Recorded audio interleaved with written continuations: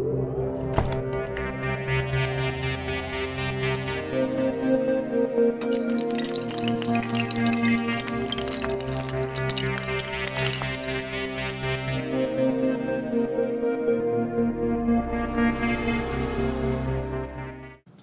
to part 4 of our dynamic golf series.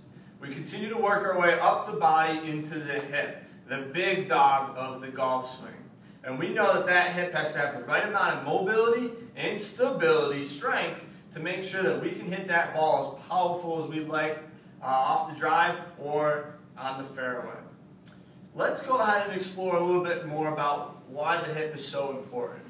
So it does 3 pretty big things in our backswing, and we're going to focus on this back hip first. As we come into our backswing, the hip has 3 big movements in 3 planes of motion. So in the sagittal plane, the forward and back plane of that hip joint, this hip flexes more as we go into our backswing. In the frontal plane, the side-to-side plane, the hip does something called adducts, or adducts, and it comes out to the right a little bit. And also, in the transverse plane, goes into internal rotation. Okay? And we know that the golf swing is a big transverse move, so that internal rotation of that hip becomes incredibly important in how powerful and how efficient and effective our swing really is. So again, let's take a look at that backside hip and the backswing again. So we're going to go ahead and it's going to go flexion, adduction, and internal rotation all at the same time to make sure that I set myself up. I have a nice load, so I set myself up to explode. Now, just as important in this back hip is this front hip. And it actually does 3 opposite motions. So in the forward and back plane, the sagittal plane, as I go into my backswing, it extends, which means it tilts back a little bit. It abducts, which means it, in the frontal plane, which means it comes into the side a little bit, comes in toward the right. And it externally rotates, which means it's turning in again toward the right. That's my left hip that we're talking about. The reason why the left hip is important is because these hip joints are connected by the pelvic bone. So because everything's connected, each one has an impact on the other. So we want to make sure that in each hip we have the right amount of mobility and stability that we need for the golf swing. Now, what you'll find with a lot of players is that they lack quite a bit of internal rotation, mobility, and stability. Big time in that transverse plane. So what you might see, they may address the ball with the back foot toed out. Because they know if they're here, that feels very uncomfortable to them, and they might be in a lot of back pain if they continue to hit that way. Or simply their foot will kick out.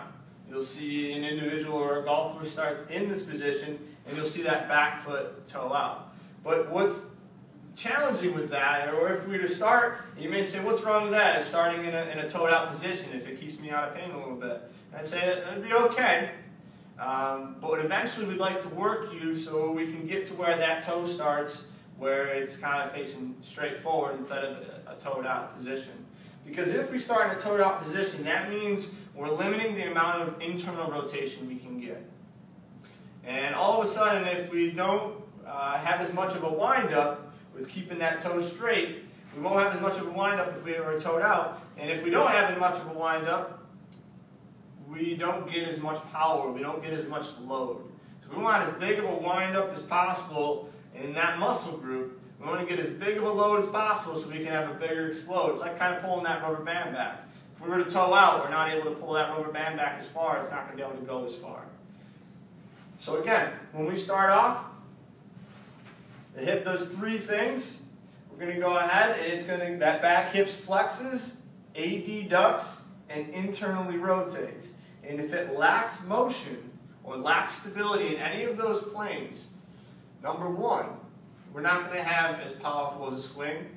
Number 2, we can probably count on that the motion's being made up somewhere else in the body, or maybe it probably shouldn't be, and a different part of the body is kind of getting overloaded. And eventually, that's going to start to cause some pain. Maybe not on the first swing, but maybe at the end of the day, at the end of the 18 holes. You might leave there and be like, my lower back really kind of bothered me today, okay?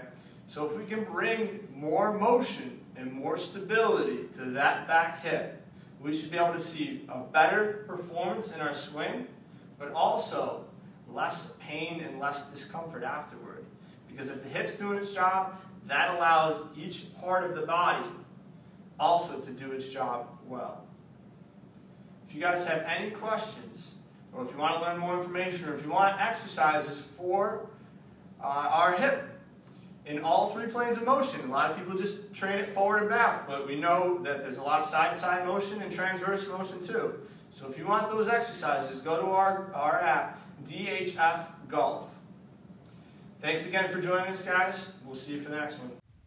We'd like to give special thanks and acknowledgement to the Gray Institute. Our Y Golf program is built on the principles, strategies, and techniques of applied functional science as outlined by the Gray Institute.